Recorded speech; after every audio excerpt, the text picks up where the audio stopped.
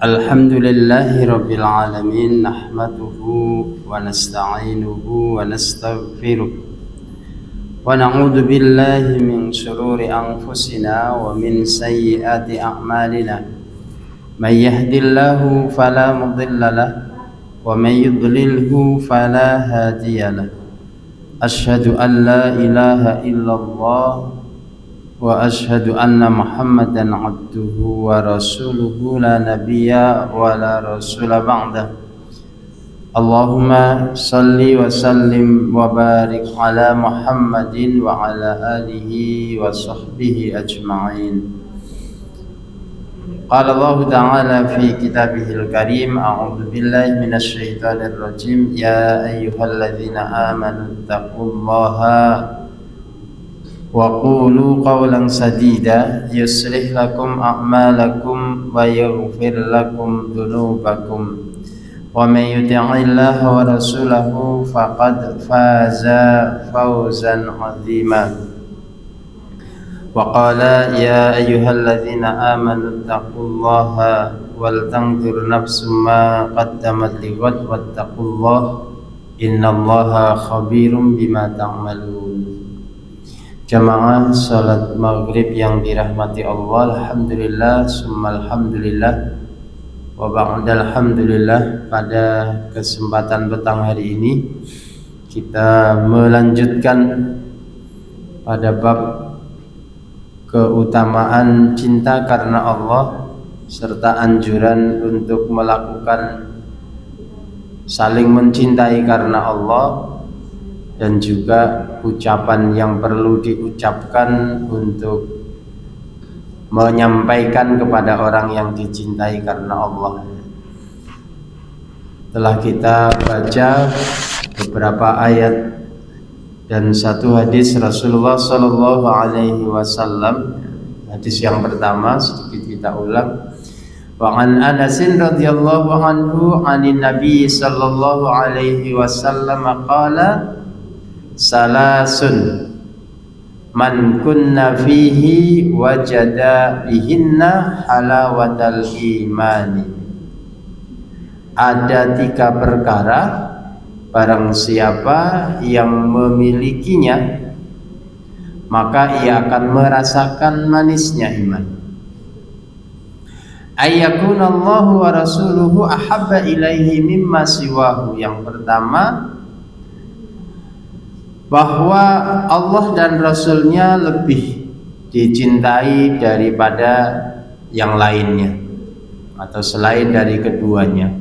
Wa ayyuhibbal mar'a la yuhibbuhu illa lillah.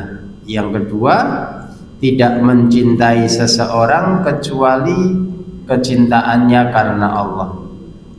Wa ayyakraha ayyauda fil kufri ba'da an anqadhahu Allahu minhu kama yakrahu ayyukdhafa finnar. Dan yang ketiga, membenci pada kembali pada kekafiran setelah diselamatkan oleh Allah dari kekafiran, sebagaimana ia membenci kalau dilemparkan ke neraka, ke dalam api neraka. Muttafaqun alaih. Hadis diriwayatkan oleh Imam Bukhari dan Imam Muslim. Jadi kemarin sudah kita baca hadis ini, 3 perkara yang bisa menghantarkan kita untuk dapat merasakan manisnya iman. Jelas yang pertama adalah tatkala kita bisa mencintai Allah dan Rasulnya dibandingkan yang lainnya. Dijelaskan hubbullahi wa rasulihi yakni itharu ridahuma ala hawan nafsi bihaitsu yasiru hawal insanu tab'an lima ja'a anhuma. Mencintai Allah dan Rasulnya maksudnya atau maknanya adalah mendahulukan keridhaan Allah dan Rasulnya dibandingkan mengikuti hawa nafsu. Karena apa? Karena ketika seseorang itu mengikuti hawa nafsu, pastinya dia akan mengikuti apa yang diinginkan oleh hawa nafsu tersebut. Dan hawa nafsu tidak pernah memerintah ataupun mengajak pada kebaikan. Sebaliknya hawa nafsu pasti mengajak pada perbuatan-perbuatan yang buruk ya. Innan nafsa la ammaratum bisu. Sesungguhnya hawa nafsu senantiasa memerintahkan kepada perbuatan-perbuatan yang buruk. Jadi apa itu namanya, sudah dipastikan oleh Allah Subhanahu wa taala yang namanya hawa nafsu pasti cenderung untuk mengerjakan perbuatan yang menyimpang. Oleh karenanya dengan mencintai Allah dan Rasul-Nya, mendahulukan keridhaan Allah dan Rasul-Nya, maka di situ orang akan terbebas dari hawa nafsu dan tentunya dia berada di atas keimanan. Dan ini satu perkara yang bukan perkara yang ringan juga ya. Bagaimana dulu para sahabat di awal-awal mereka masuk Islam, ujian dan cobaan yang begitu luar biasa ya, dorongan untuk kembali pada kekufuran. Ini berarti masuk yang pertama dan yang ketiga nanti ya. Bagaimana mereka mendahulukan keridhaan Allah Subhanahu wa taala. Ada sahabat yang dipaksa untuk kembali pada kekufuran oleh ibu tercintanya. Hingga ibunya mengancam, kalau kamu tidak mau balik kepada agama nenek moyangmu, aku tidak akan makan.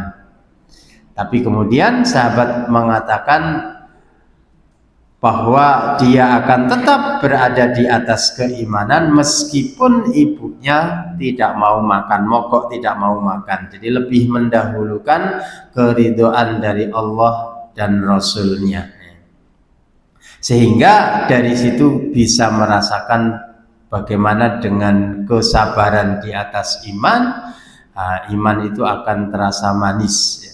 Dan hanya mereka-mereka yang bisa melakukan hal-hal yang seperti itu yang bisa merasakan manisnya imannya. Kemudian yang kedua, ayyuhibbal mar'u la yuhibbuhu illa lillah. Jadi mencintai saudaranya karena Allah Subhanahu wa taala. Apa alamat atau tanda mencintai karena Allah? Alla yazidal ikram fi halatil birri wala yunqasul ikram fi halatil jufa.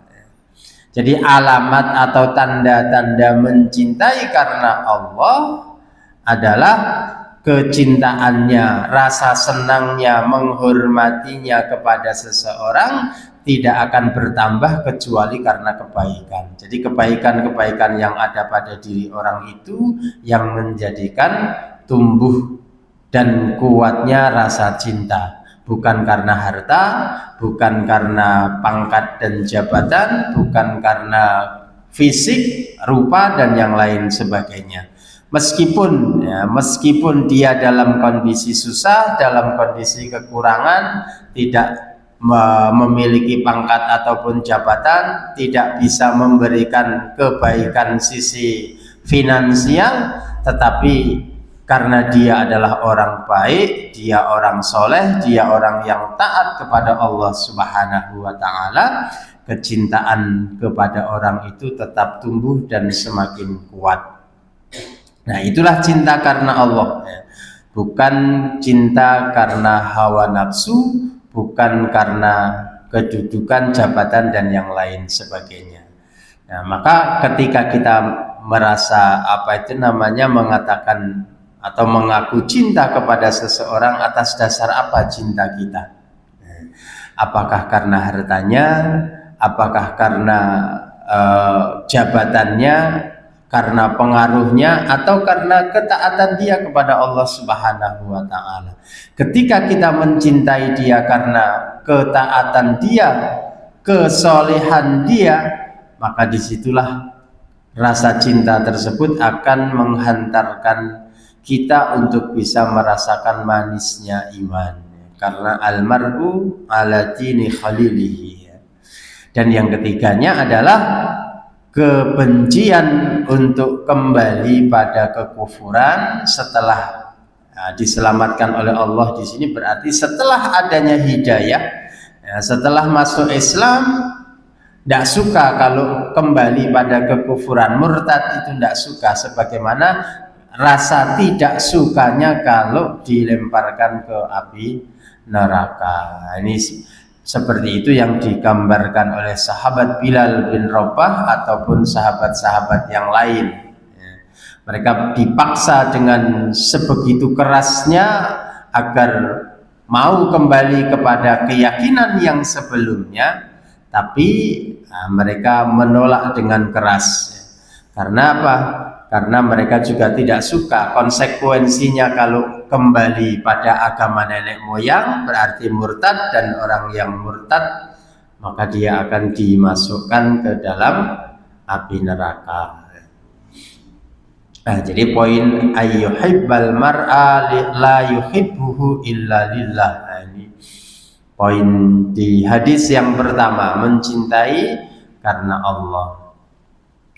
Kemudian hadis yang kedua, wa an Abi Hurairah radhiyallahu anhu anin Nabi sallallahu alaihi wasallam qala. Dari sahabat Abu Hurairah radhiyallahu an, dari Nabi sallallahu alaihi wasallam, beliau bersabda, sab'atun, ada 7 golongan, yudilluhum, yang akan memberikan perlindungan kepada mereka Allah fi dhillihi, di dalam perlindungannya, yauma la dhilla illa dhilluh, besok pada suatu hari yang tidak ada perlindungan kecuali perlindungan dari Allah saja. Jadi besok di saat tidak ada satupun yang mampu memberikan perlindungan, memberikan pertolongan kecuali Allah Subhanahu wa ta'ala. Kapan itu? Hari kiamat, atau di akhirat nanti. Maka hanya ada 7 golongan orang-orang yang nanti akan senantiasa dilindungi, ditolong oleh Allah Subhanahu wa ta'ala. Siapakah 7 golongan tersebut? Imamun adilun. Yang pertama adalah imam yang adil, pemimpin yang adil. Ini enggak ringan untuk menjadi pemimpin. Kalau berbicara imam di sini berarti skupnya skup yang lebih besar, bukan hanya imam kecil, imam di rumah tangga ataupun kelompok-kelompok kecil. Itu bisa masuk kategori situ, tetapi yang paling besar atau yang paling umum makna imamun adilun di sini adalah al-imamu sahibul wilayah al-udma, yaitu pemimpin yang memiliki kekuasaan. Siapa pemimpin yang memiliki kekuasaan berarti? Yang memiliki kekuasaan mulai dari tingkatan RT punya kekuasaan. Berarti ya RT, RW, kepala desa sampai terakhirnya. Yang paling tinggi adalah puncak tertinggi ini. Imamun adilun, pemimpin yang adil. Di sini diterangkan wa yulhaqu bihi min waliyin syai'an min umuril muslimina fa'adala fi. Jadi yang memiliki peran di dalam mengatur urusan orang Islam. Ya berarti skup terkecilnya di situ tadi. Kalau di di ranah kehidupan kita berarti mulai dari RT sampai terakhirnya adalah presiden berarti. Jadi siapa yang menjadi pemimpin dan dia adil di dalam kepemimpinannya, maka di situ akan mendapatkan jaminan perlindungan dari Allah Subhanahu wa taala. Fadlul imamil adil, keutamaan imam yang adil adalah riayatullahi lahu, akan mendapatkan penjagaan dan perlindungan dari Allah untuk dirinya. Kenapa? Wa inna ma qudima ala man ba'dahu likasratil masalihi al muta'alliqati bihi. Kenapa di sini poin yang pertama disebutkan oleh Rasulullah Shallallahu Alaihi Wasallam adalah seorang imam dan imam yang adil karena kalau seseorang yang diangkat sebagai pemimpin kemudian dia bisa adil, maka akan memberikan banyak sekali maslahat-maslahat yang terkait dengannya. Jadi bahkan urusan terkecil yang paling remeh sekalipun, terjadi keburukan, terjadi kecurangan dan yang lain sebagainya, ada kaitannya dengan adil tidaknya pucuk pimpinan, seorang pimpinan. Jadi seperti itu. Maka yang menjadi pokok permasalahannya di sini langsung pada puncaknya, yaitu seorang pemimpin. Maka tidak ringan untuk menjadi pemimpin yang adil. Karena tidak ringannya seseorang menjadi pemimpin yang adil, balasannya juga tidak ringan. Allah memberikan balasan yang besar, yaitu berupa perlindungan dan penjagaan. Sebaliknya, kalau seorang menjadi pemimpin dan dia curang, dia dolim dan yang lain sebagainya, maka nanti di yaumil qiyamah dia akan mendapatkan hukuman atau azab yang besar dari Allah Subhanahu wa Ta'ala. Ini jadi siapapun yang menjadi pemimpin, berusaha untuk menjadi pemimpin yang adil agar mendapatkan perlindungan dari Allah Subhanahu wa Ta'ala. Kemudian wasyabun nasha'a fi ibadatillahi azza wa jalla.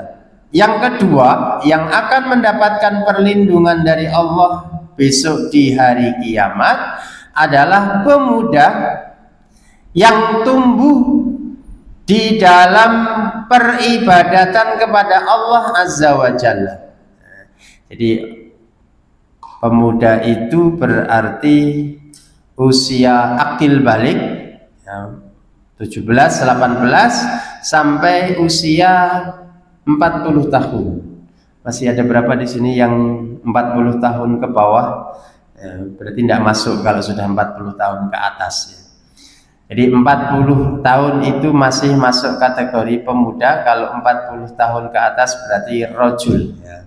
Jadi syabun wasyabun, berarti mulai dari akil balik sampai 40 tahun kalau waktunya digunakan ya. Jadi masa bertambah umurnya itu digunakan untuk senantiasa beribadah kepada Allah Subhanahu wa Ta'ala, tidak mengikuti semboyan mumpung masih muda, muda foya-foya. Terus apa lagi? Bukan semboyan itu ya. Jadi kalau mengikuti itu ya, kalau dia dikasih usia sampai tua bisa taubat ya. Kalau enggak sengsara ya. Maka siapa yang dari sejak akil balik kemudian dia habiskan waktunya dalam rangka beribadah kepada Allah Subhanahu wa Ta'ala, jadi tidak mengikuti arus ya, tidak mengikuti masa muda yang kebanyakan para pemuda cenderung lebih mudah mengikuti dorongan hawa nafsu, maka besok oleh Allah Subhanahu wa Ta'ala akan diberi balasan berupa perlindungan tatkala tidak ada orang yang mampu memberikan perlindungan. Berbahagialah pemuda-pemuda seperti pemuda kahfi. Cuma sekarang kan hati-hati, pemuda kalau sergap ke masjid bahaya. Didenteni bagaimana mau bisa menjadi syabun nasya'a fi ibadatillahi azza wa jalla kalau kemudian sudah ada rambu-rambu untuk berhati-hati. Kalau ada pemuda yang badoi ireng, ada pemuda yang jenggotan, Jek enom wis jenggoten.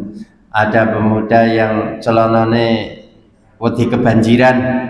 Nah, ini pemuda-pemuda yang perlu diwaspadai. Lah kalau sudah ditakut-takuti seperti itu ya, nah itu juga bagian ujian dari para pemuda ya. Untuk bisa nasya'a fi ibadatillah tentunya tidak mudah, karena tidak mudah itulah Allah Subhanahu wa taala memberikan jaminan ya, perlindungan besok di yaumil qiyamah tatkala tidak ada yang mampu memberikan perlindungan. Fadlus syabi alladhi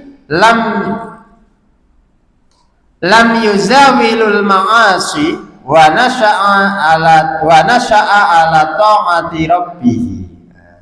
Jadi keutamaan pemuda yang tidak pernah melakukan perbuatan maksiat dan tumbuh di atas ketaatan kepada Allah Subhanahu wa ta'ala. Berbahagialah orang-orang tua yang punya anak-anak masuk akil balik, gampang kandhanane wis kok neng pesantren wis sampai tua neng pesantren, berarti dia masa mudanya dihabiskan untuk beribadah kepada Allah Subhanahu wa taala. Tapi tidak jaminan di luar pesantren pun juga bisa. Itu sebagai gambaran contoh mudahnya saja.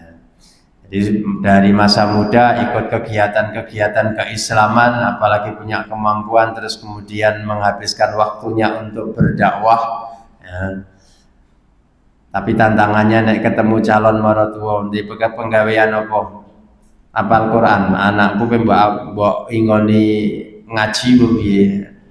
Pernah dengar percakapan ibu-ibu di pasar. Ya, punya menantu yang kebetulan menantunya hafal Quran. Setiap hari ngaji terus. Ya. Ngaji terus mangsane gak butuh mangan bu, anake mbok diingoni mbek Quran bu. Nah itu bagian dari ujian juga ya, bagian dari ujian. Tapi memang ya tidak harus seperti itu ya. Memang orang juga perlu bekerja, orang perlu berusaha, tidak boleh hanya sekedar duduk-duduk saja ya. Nah, tapi yang pasti bahwa ketika seseorang tumbuh di dalam ketaatan kepada Allah Subhanahu wa taala, Allah tidak akan pernah menyia-nyiakan ketaatannya. Kemudian yang ketiga, wa rajulun qalbuhu mu'allaqun bil masajid. Wa rajulun, nah ini usia 40 tahun ke atas yang sudah saatnya ya. Kalau tadi luar biasa pemuda yang tumbuh dalam ketaatan kepada Allah, ini juga memang sudah saatnya. Tapi kalau sudah saatnya enggak seperti itu ya kebangetan juga ya, akhirnya begitu. Warajulun, dan laki-laki qalbuhu, yang hatinya si laki-laki mu'allaqun, senantiasa bergantung bil masajidi, dengan masjid ya. Maksudnya qalbuhu mu'allaqun fil masjidi. Nah, di sini bil masajid ya, dengan masjid-masjid maksudnya adalah ay muhibbun lahu muntadirun lis-sholati fihi ya, senantiasa senang ya, hatinya diliputi rasa senang dan rindu di dalam menunggu waktu-waktu sholat ya. Jadi hatinya selalu terikat dan terkait dengan masjid.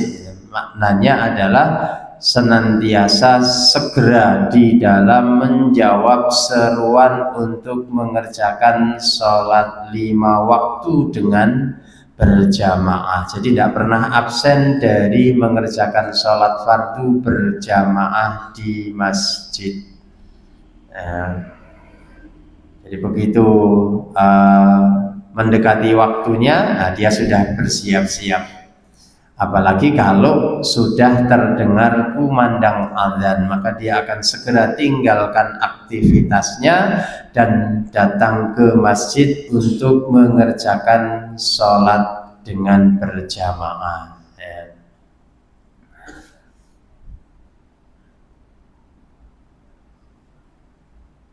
Nah, di sini keterangannya adalah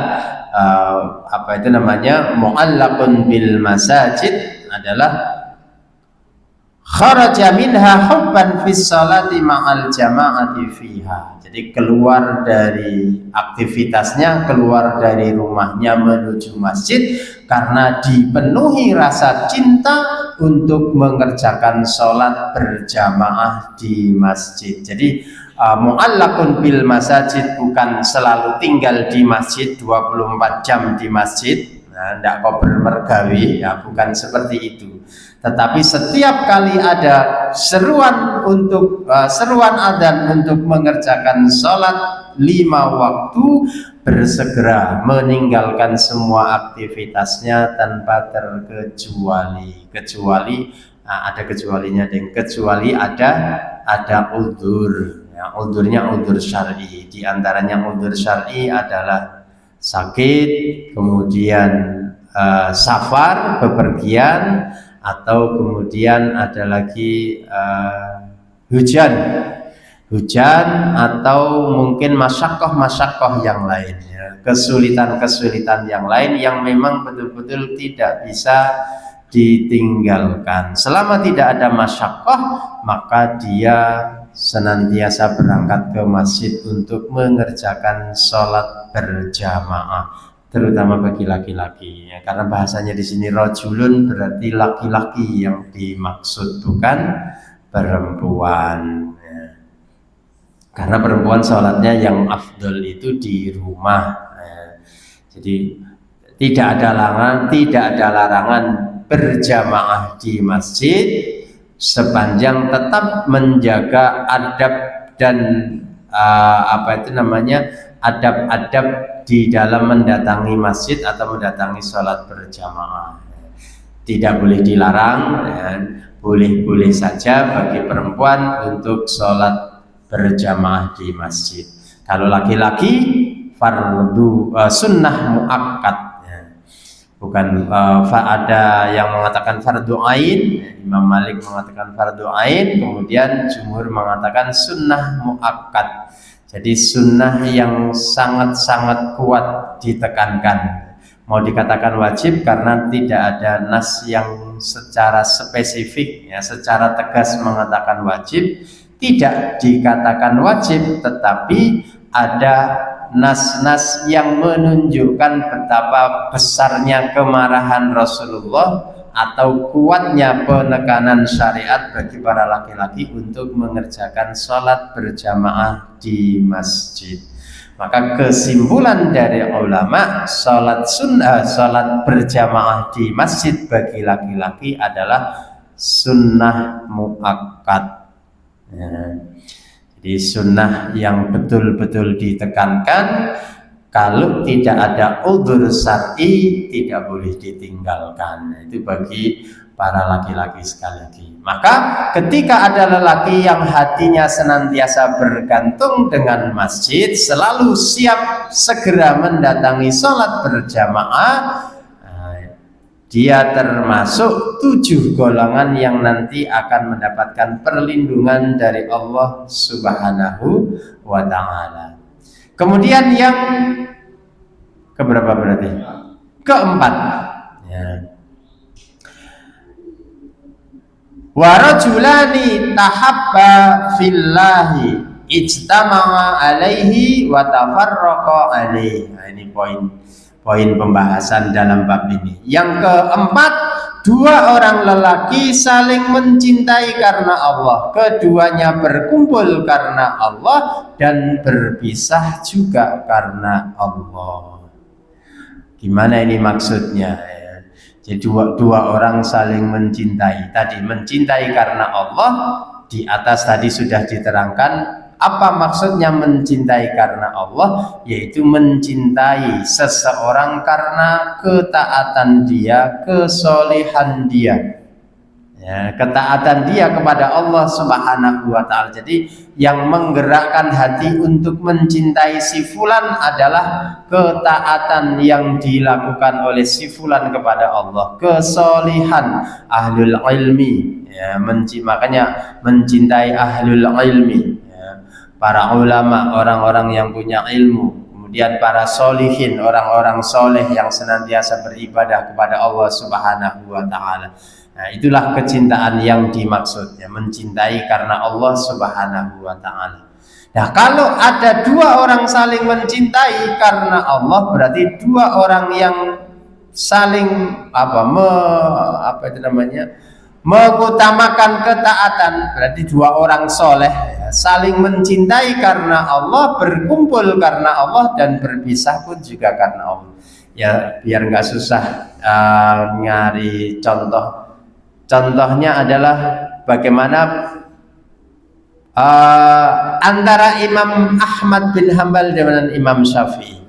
Kalau secara kedudukan, Imam Ahmad bin Hambal adalah murid dari Imam Syafi'i. Imam Syafi'i adalah guru dari Imam Ahmad, murid dan guru. Tetapi kalau diambil ini sama-sama sebagai seorang muslim, sebagai seorang mukmin, tapi mereka saling mencintai antara yang satu dengan yang lain. Karena apakah Imam Ahmad mencintai Imam Syafi'i? Karena kealimannya, karena kesolihannya. Seperti itu juga Imam Syafi'i mencintai Imam Ahmad karena kealiman, karena ilmunya Imam Ahmad dan kesolihan Imam Ahmad. Ya, hal itu tergambar balik lagi dalam cerita yang masyhur itu, ketika anak Imam Ahmad protes. Ya, salah satu protesnya adalah, kenapa kalau orang soleh, kalau orang alim kok dikasih suguhan makan dihabiskan semua?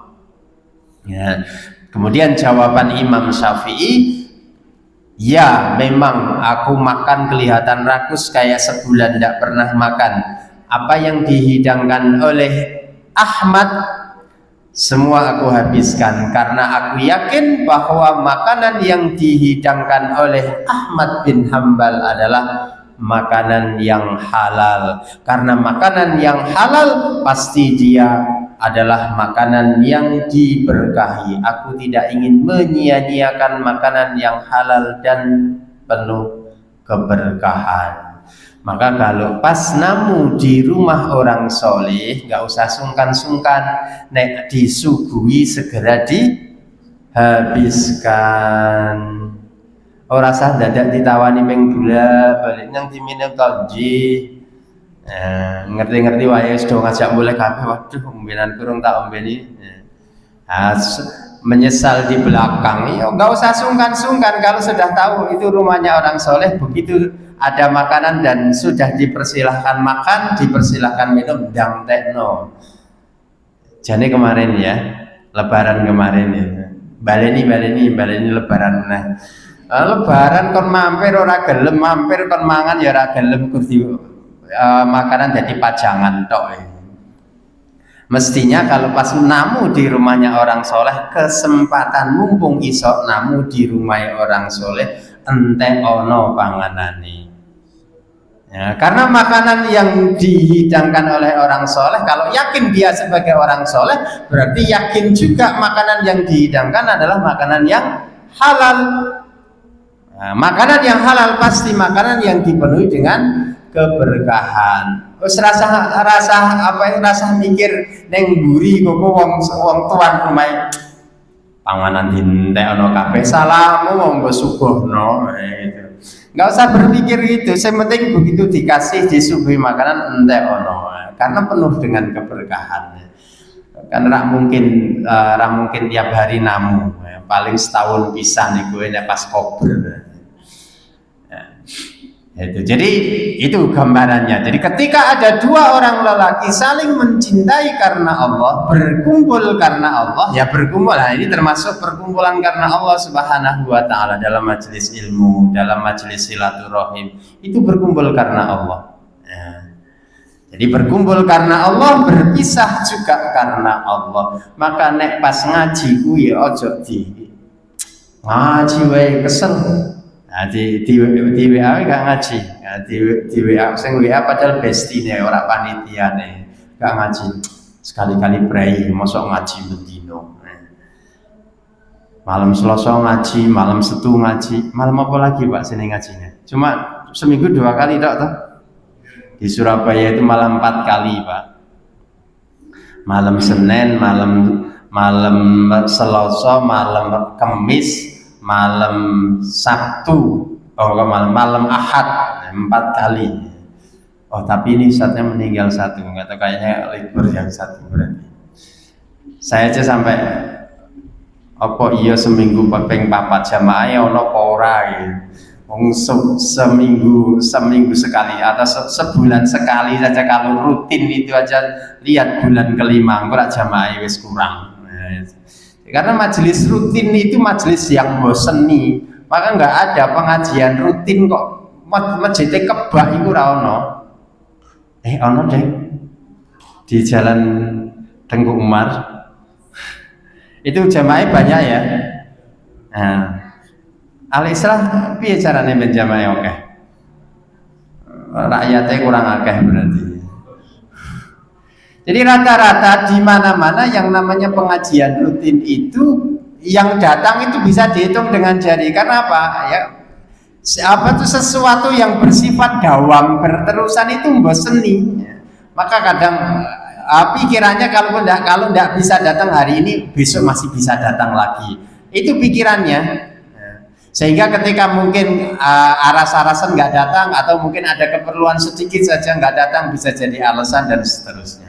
Padahal sebetulnya perkumpulan itu, majelis itu bisa menjadi sarana tadi untuk bertemu dengan orang-orang yang soleh, orang-orang alim, hingga menumbuhkan rasa cinta, saling mencintai karena Allah. Itu nanti akan mendapatkan jaminan perlindungan dari Allah Subhanahu wa ta'ala. Enggak ada lagi tempat yang lain selain yang seperti itu. Emang bertemu karena Allah kira-kira selain salah satunya selain silaturahim atau ngaji apa? Dagang? Apa bertemu karena Allah dagang? Dagang kan bertemu karena duit. Iya kan? Bukan karena semata-mata karena Allah ya seperti ini, ngaji, silaturahim atau sholat berjamaah dan yang lain. Gak ada tendensi yang lain. Makanya oleh Rasulullah SAW sudah dibatasi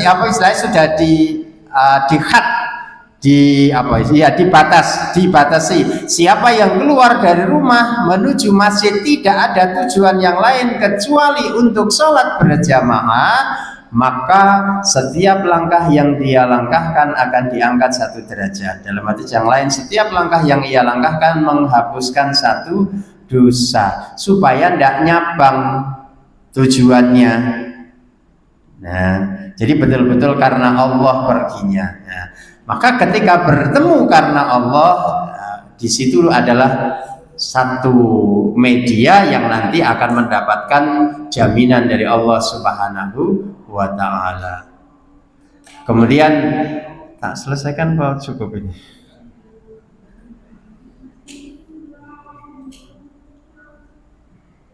Ya wis, besok dilanjutkan lagi insyaallah, masih ada 3. Jadi baru ada 4, bahwa ada 7 golongan nanti yang akan mendapatkan perlindungan dari Allah Subhanahu wa ta'ala. Semoga dari 7 itu ya setidaknya kita ada salah satu di antaranya ya. Kalau tidak ada 2, tidak ada 3 atau ke-7-nya, ya setidaknya salah satu dari 7 itu nanti kita ada di dalamnya, sehingga kita mendapatkan jaminan perlindungan dari Allah Subhanahu wa ta'ala. Demikian yang kita baca di kesempatan petang hari ini. Aku qouli hadza, subhanaka Allahumma rabbana wa bihamdika asyhadu an la ilaha illa anta astaghfiruka wa atubu ilaik. Billahi taufiq wal hidayah. Wassalamualaikum warahmatullahi wabarakatuh.